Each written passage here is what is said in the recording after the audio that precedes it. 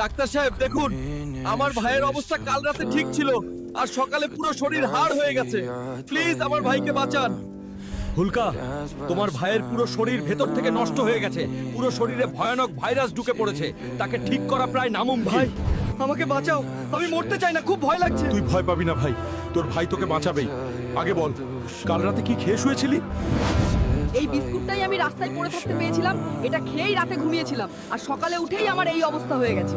এই বিস্কুটের কারখানায় যাবই, আসল সত্য বের করব ভাই।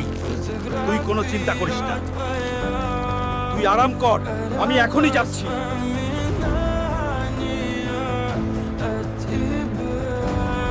এইটাই সেই বিস্কুটের কারখানা।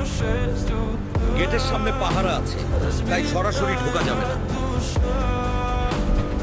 আজ লুকিয়েই ঢুকতে হবে।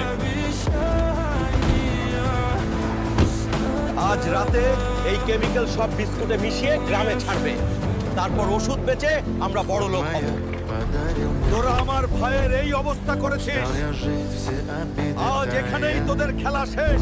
এইটা সিনেমা না, হাল্ক। এখানে তোর দাদাগিরি চলবে না। আমি তোমাকে শেষ করে দেব।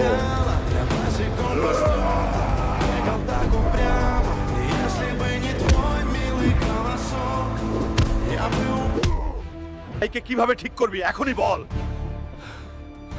হাল্ক ভাই, মাফ করুন, দাওয়াই আমি এখনই দিয়ে দিচ্ছি।